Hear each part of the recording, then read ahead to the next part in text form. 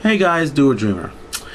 Now, in the spirit of X-Men Days of Future Past coming out pretty soon, I wanted to share you guys my favorite X-Men video games. You know, like I said, I love video games and I also love the X-Men, so playing those guys in a video game is like bliss to me. But there are some that I consider to be my all-time favorites, and that's what I'm going to share with you guys.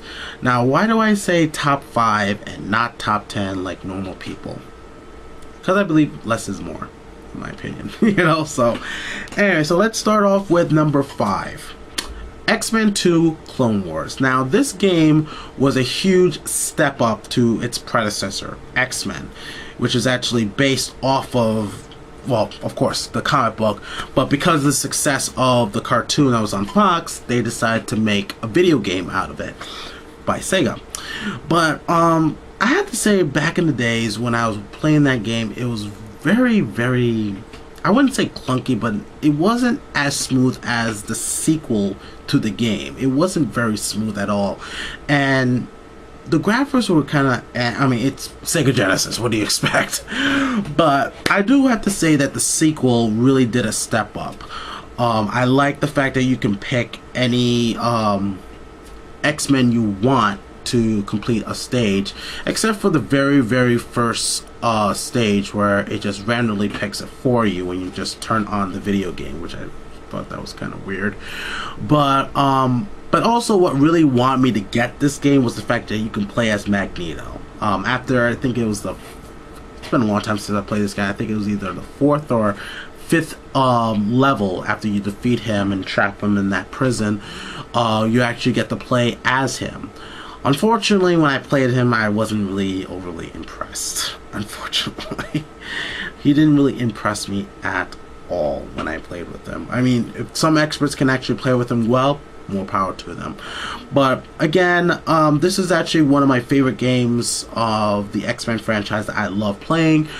The only thing about this game is that I'd never beat the game, and I have to say, fighting the Phalanx is so freaking hard.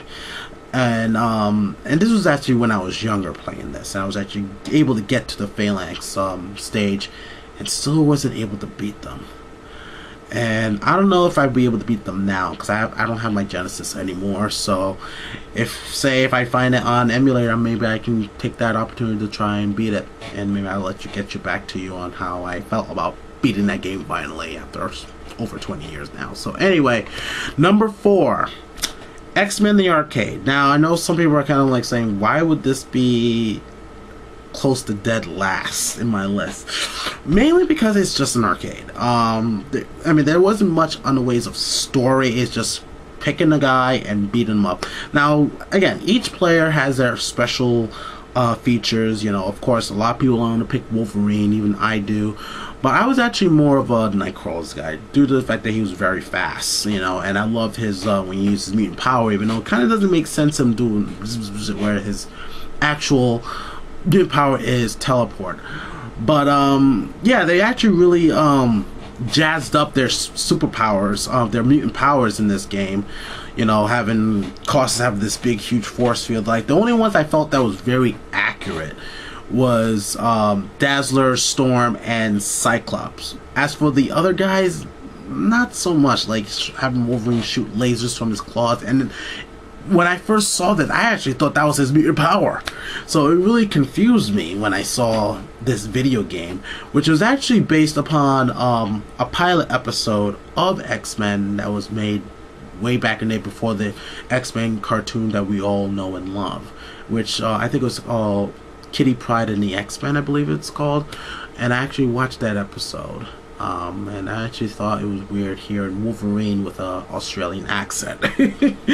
But anyway, it was actually a great game. It's actually a big, huge nostalgia overload for me, because I remember playing this game as a kid and pumping quarters to try to beat Magneto and stuff. But then, you know, now you have it on Xbox Live and PlayStation Network, so you get to play the game as long as you want with 6 other players. But I know for a fact if I play it now, we're probably not going to get a lot of people playing it online, so not much on the multiplayer for that game anymore. But other than that, a wonderful game in my opinion. Number 3 is X-Men Mutant of Apocalypse for the Super Nintendo. Now this game, I first saw this when I was renting games at Blockbuster Video. My mom used to take me after Friday, after school on Friday, and me and my brother would pick any game we want to rent and play over the weekend, then we have to bring it back on Monday. But one of the games I was like constantly renting was this game because I was so determined to want to beat this game. And I actually did beat the game with Wolverine beating Magneto, even though it's called Mutant of Apocalypse, which was kind of weird that Magneto was the final boss. But what I liked about this game was it was made by Capcom. And one of the things I liked about it was the fact that you can do special moves as if you were in Street Fighter. Like when you do the half circle, you do Cyclops' optic blast. If you do like the Dragon Punch like Ryu, Dragon Punch command, you actually do an uppercut with Wolverine, you know. And there were other characters like Psylocke, Beast, and Gambit. They were all great, you know. The first part of the game, you have to pick each and every one of them to do their respective stages for the Sentinel thing, and then you have your big stages where you can actually pick whatever X-Men you want. But it was actually a lot of fun playing that game, and I was actually glad that I finally got the chance to beat that after a number of times of renting it. But what I liked about it was the smooth controls, the graphics. Of course, it was on Super Nintendo. I mean, when it came to graphics, Super Nintendo blew Sega Genesis out the water with that, but still didn't have the blast processing, as you know, Sega likes to point out and stuff like that. But it was actually a really great game. I actually enjoyed it. Like I said, I like the commands, you know, doing the special moves and stuff like that. It really keeps you on your toes. Now, number 2 is actually a tie between XMen Legends 1 and 2. Now, this game I actually really enjoyed of the fact that you can play as many X-Men characters as you want. In the first one, you played mostly with the X-Men characters.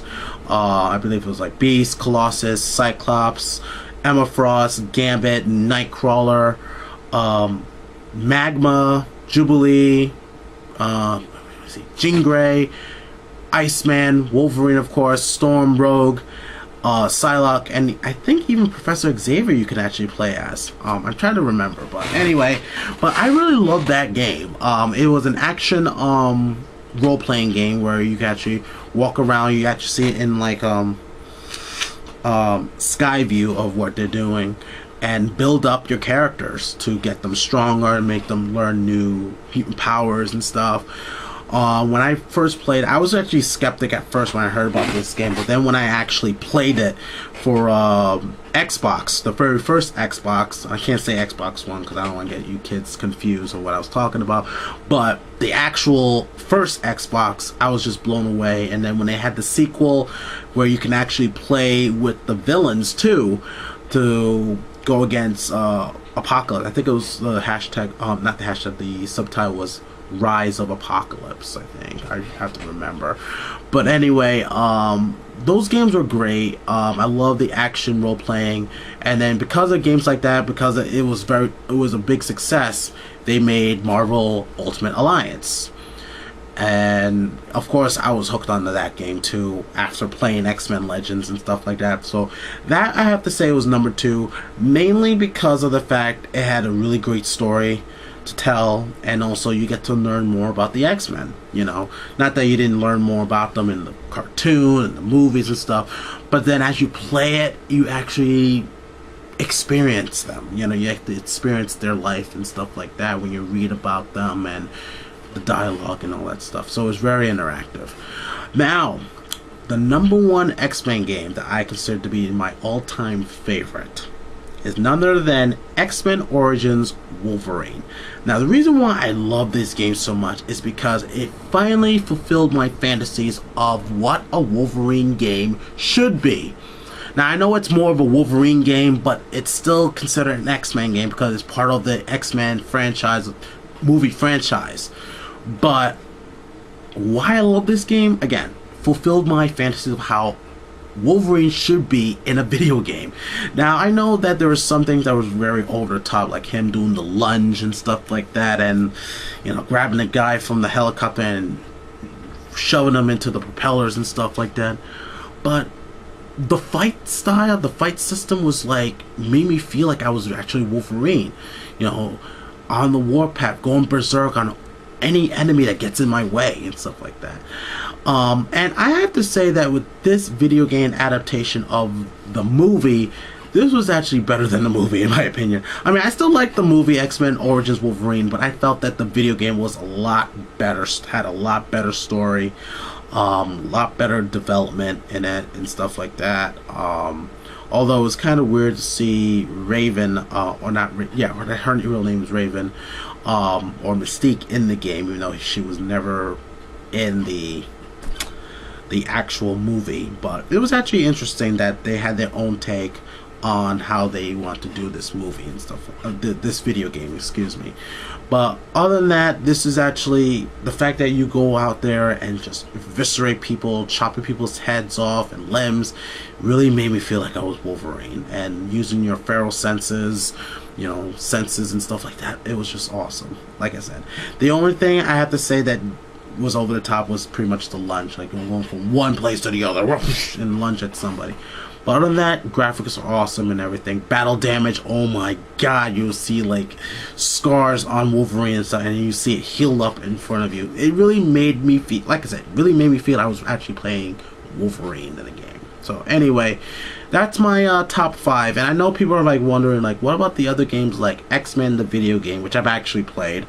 It's an okay game. I consider that as an honorable mention. And also XMen Children of the Atom by Capcom, the fighting game, which actually helped launch the potential of crossovers like X-Men versus Street Fighter, Marvel superheroes versus Street Fighter, Marvel versus Capcom, and so on and so forth.